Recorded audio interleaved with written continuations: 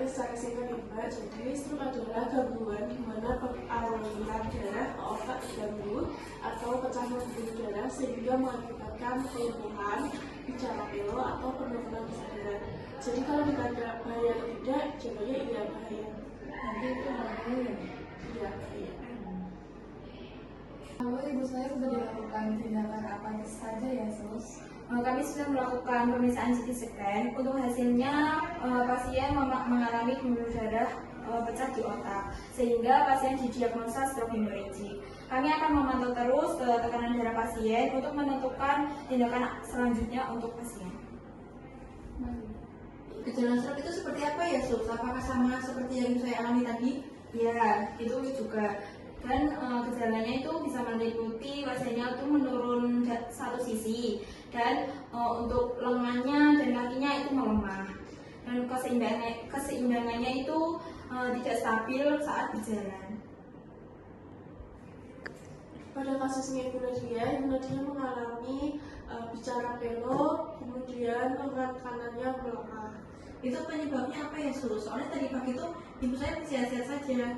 Untuk penyebabnya sendiri bisa karena hipertensi, diabetes mellitus, kemudian ada gejala stroke sebelumnya, merokok, dan mungkin usia lanjut.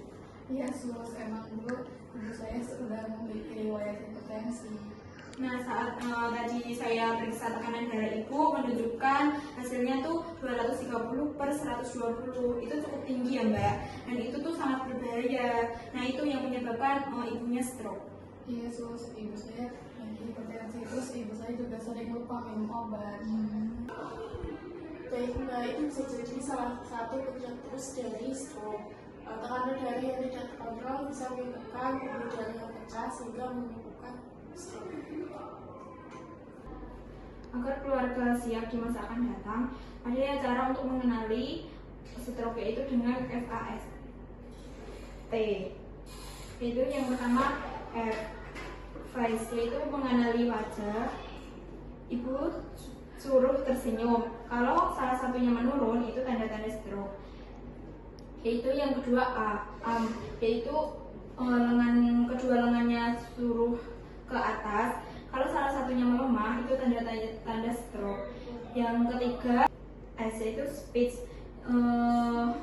Kalau bicaranya ibu agak jelas atau pelo, itu tanda-tanda stroke. Yang terakhir ada T, time. Jika salah satunya gejala itu ada, segera ke rumah sakit. Jadi harus segera dibawa cepat ya, Sus? Benar Mbak, semakin cepat dibawa ke rumah sakit, semakin besar juga peluang untuk kesembuhan ibu. Nanti kalau sudah sembuh, apa yang harus kami lakukan, Sus? Untuk pencegahan stroke bisa minum obat secara rutin, kemudian untuk tekanan darah, gula darah, dan kolesterolnya harus dijaga dan dipantau. Kemudian ibu bisa melakukan olahraga ringan selama 30 menit dalam satu hari dan juga 3-4 kali seminggu.